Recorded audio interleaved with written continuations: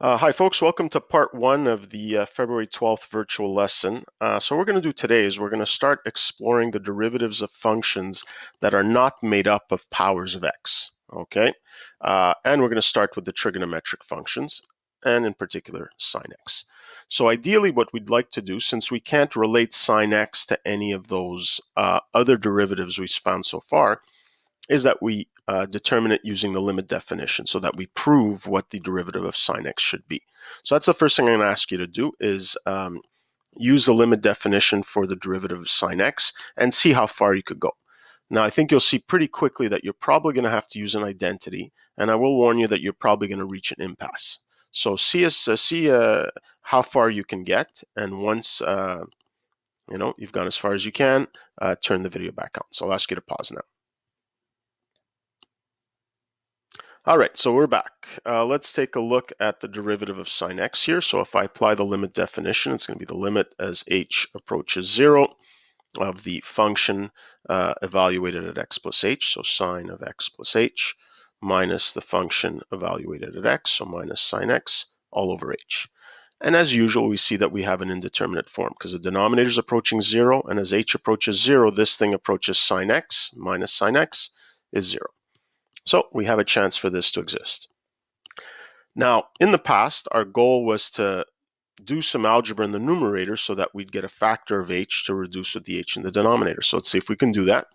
And the only algebra we can really do is to use that identity for the sine of the sum of two angles. So let's apply that and see where it goes. So limit as h approaches 0, and let's apply the formula. It's sine of the first times cos of the second plus sine of the second times cos of the first, and then of course minus sine x all over h. And again, let's look for things to do, and I notice a common factor in the first and third terms. So let's factor out that sine x. So we have the limit as h approaches 0 of, so sine x. In the first term, I'm left with a cos h, and then here I would be left with a minus 1. And then we still have the plus sine h cos x all over h. And this is where we do reach a bit of an impasse because there's not really much else we can do. So I'm going to try to use some inspiration from what we've done before. And what we've done in the past with some of these proofs is to separate out the fraction. Okay. I also noticed that the sine x with respect to the limit behaves like a constant because sine x is not affected by h approaching 0. Neither is cos x. So I'm going to try to split things up and keep all the expressions in h together. And let's see where that takes us. So limit as h approaches 0 of, so I'm going to distribute that division to both terms in the numerator, and I'm going to write this first one as sine x times, and I'll keep all the terms in h together, cos h minus 1 over h. And then here, what do we have? We have, again, sine h over h, keep those together, times cos x. All right? And another thing that we did in the past was to split this up into multiple limits. Now, sine x and cos x, remember, just act as constants with respect to h approaching 0. But I do have these parts that do rely on h. So I'm going to put a question mark here. I'm going to see what happens when I split these up, but we have to talk about whether I'm allowed to do that. Okay, so I'll split it up using the sum rule, and then sine x and cos x just behave like constants. So I can rewrite this as sine x times the limit as h approaches 0 of cos h minus 1 over h, okay, plus cos x again, just behaves like a constant, so I can remove it from the limit, times the limit as h approaches 0 of sine h over h. And the first thing I noticed is that there doesn't seem to be any way to reduce that h from the denominator. All right, so we're seeing how that trick worked well for things that involved polynomials, rational functions, because we had access to factoring, but that's not going to work here. So what we're left with is this expression, which of course I can only write if the limits exist. Okay, remember, we can only use these limit properties if all the limits exist. So we need to test whether this limit exists, whether that limit exists, and of course, what they're equal to if they do exist. So the first thing I notice is both limits have an h in the denominator. So the denominators are both approaching 0. So I need to first check that this is an indeterminate form. But what does sine h approach as h approaches 0? It approaches sine 0, which is equal to 0. So that's good. This has a chance of existing. And here, as h approaches 0, cos h approaches 1, because cos of 0 is 1, minus 1 is 0. So yeah, this is another indeterminate form. So in order to determine the derivative of sine x, it's all about figuring out what these two limits are equal to. All right, so let's see if we can get an idea of this by taking another perspective on the derivative of sine x. Okay, one that of course is not as accurate as using the limit definition, but at least it'll give us an idea of where we're going. So we're going to take a graphical perspective. So we have the derivative of sine x here. Now you'll notice that I didn't use, for my scale on the x-axis, multiples of pi. We'll see in a little bit why I did that. So what I would like you to do is, using the graph of sine x, try to draw an approximation for the derivative of this function, as we did in our previous lesson, except I want you to try to be a little more precise. Okay, there's certain values of the derivative that I'd like you to see if you can approximate, and the only way to do that from the graph is to draw a tangent line. So you should be pausing the video right now and trying to draw the derivative of sine x on this graph. Okay, I'll be back in a sec. All right, so hopefully you attempted to draw the derivative of sine x on this graph. So let's see how we start. And what we usually look for is the points where the derivative would seem to be equal to 0. In other words, where the function would have a horizontal tangent. So here we see at the local maxes and mins, we expect to have a horizontal tangent, so derivative is 0. So here, this would be an x-intercept for my derivative. This would be another x-intercept, another x-intercept. So all these values represent x-intercepts of my derivative of sine. All right, so now we're going to do some analysis to figure out what the function should look like. So if I take, say, this x-intercept, if I look to the right, I see that the slopes of the tangents are positive and they're getting larger. So I know I'm going to be going into the positive and increasing. And at a particular point, well, what looks to be happening at 0, 0 is they're going to start decreasing. So they should be going up and coming down. All right. To the left of that x-intercept, I see that the derivatives, slopes of the tangents are negative and getting more negative. So it should be decreasing. The question is how far up do we go before coming back down? So in the past, I would have said, well, just don't worry so much about that, but I really want to get a sense of what the derivative function will be. So at this point here, where it seems to change from increasing slopes to decreasing slopes, I'm going to try to estimate the rate of change. So I'm going to take my ruler and I'm going to try to draw a nice, tangent here. So let's try to get, that looks like it should be okay. Let's draw our tangent line. Okay, looks pretty good. And let's try to estimate the slope of this tangent. All right. So let's take a look here. Well, it passes through 0, 0. And as x goes up by 1, y goes up by 1. So in other words, the slope of this line is just equal to 1. Which means that at this point where I expect the slopes to go from increasing to decreasing, my maximum slope should be equal to 1, which means my derivative function should look like this.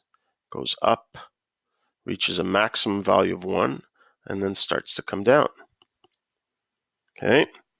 Now, if you think about the shape of the sine function, which repeats itself, at this point here, where I would have the minimum slope, because again, these are negative, well, I would expect it to just be the negative that there. And again, if you were to draw a line, you would see that the slope would likely look a lot like -1. So at this point here, I expect to have a slope of -1. So where they become negative, keep becoming more negative. At this point here, they become less negative. So we expect it to come down, okay, and then go back up.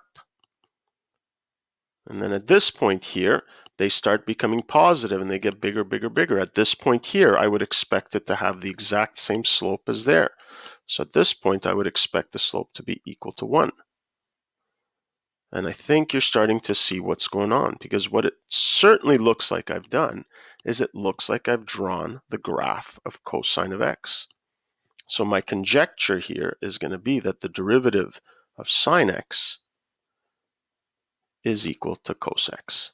And that's quite a nice result. Now, I shouldn't be surprised that the derivative of sine x is going to be a periodic function, because if sine repeats itself, then it means the slopes of the tangents are going to repeat themselves. But I didn't necessarily expect it to be quite so nice. Now, before we go back and start talking about those limits, I think we're starting to see one of the reasons, and definitely a big reason, why we choose to work in radians.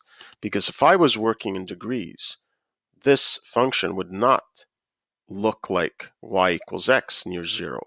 It would go, I mean, imagine this here, this is only 6. It would take up to 45 before you even reached a y value of 1.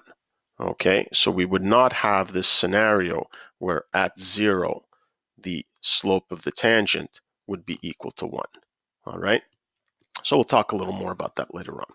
But let's go back and see if this can help us with our limit definition here. So our conjecture is that this derivative is going to be equal to cos x. So what does that tell us about these two limits with h? Well, I don't want this sine x at all in my answer, so I'm hoping that this limit is going to be equal to 0. But I want to keep the cos x, and I want to keep it exactly as cos x. So I'm hoping that this limit here is equal to 1. All right? Now, proving that these limits have these values is not quite so easy. However, it turns out that you can prove this limit once you can prove that limit. And that's something we'll do in the next lesson. All right, so what we're going to do for now, we're not actually going to prove that this limit is equal to 1, but we're going to give a justification as to why it would be equal to 1. And in fact, if you look at the diagram here and think about it, you might start to see why this is reasonable. Okay, so let's take a look at this graph that I drew. Okay, notice here that when I drew the slope of the tangent, what line did I draw? I drew the line y equals x. Now I want you to compare y equals x and sine x near 0, which is what we're interested in when we're taking this limit. We're taking the limit as h approaches 0. So these h values, okay, if you think of this axis now as being h instead of x, h is very close to 0, whether from the left or right. And near those numbers, hey, sine h and h, okay, if I think of this as the function y equals h instead, they're almost indistinguishable from each other. And what happens when I divide numbers that are very, very close to each other? Well, they're going to be approximately equal to 1. Okay, so this seems to be justifying that the limit of sine h over h, now again, we're talking only as h approaches 0, should be equal to 1, because near 0, h and sine h are almost identical to each other. So you're dividing two very close numbers. All right, but let's take a closer look. And what we'll do is we'll look at maybe a better graph here. Okay, so let's take a look at sine x. All right, so if we look here at sine x, now again, notice that this is in radians because it reaches its maximum at just over 1.5, so about 1.57, which is pi over 2. And now we're going to graph y equals x. And again, we see exactly what I was talking about, that when I zoom in Okay, so if you think now this is the function being representing y equals h, and this represents y equals sine h, as I zoom in, as I get closer and closer to 0, h and sine h are almost indistinguishable to each other. So as I'm getting closer, I'm dividing by two numbers that are almost exactly the same. Okay, and the closer I get to 0, the more the same they are. Okay, which justifies that the limit of the quotient is just going to be equal to 1. Okay, and in fact, if we graph sine x over x, okay, let's see what happens when we graph sine x over x. Whoops, not what I'm going to do. I guess I got to close that off. Divided by x. Look what we get. It's not actually defined there. It's not showing the whole, but what is this expression approaching as h approaches 0? It's approaching 1. All right? So while we're going to show that the second limit follows the first limit, let's just take a look at what it gives us here. So let's take a look here at cos h minus 1. Okay, now you're saying cos h minus 1. Remember, cos of h at 0 would be equal to 1. So I'm just subtracting. So it's just taking cos h and bring it down by 1. And here now we have, whoops, let's bring this up. This represents the function y equals h. So at 0, what are they doing? Well, they're both approaching 0. But if you look closely, cos h minus 1 is approaching much more quickly than this function is. Okay? So while they're both approaching 0, this approaches much more quickly. So it starts to take over. And this is the expression that's in the numerator of my limit. So this expression starts to take over. And in fact, if we plot now, let's graph. Okay, cos h minus 1 over h. Cos x minus 1 over x. Okay, let's plot that. And we see that. What does it approach? It approaches 0 as I approach from the left and from the right. All right. Okay, so what this does is it justifies, it doesn't prove, but it justifies our conjectures. Okay, that this limit here should be equal to 0, this limit here should be equal to 1, and so my derivative of sine x is just given by cos x. Okay, so stay tuned for part 2, which will be coming up soon.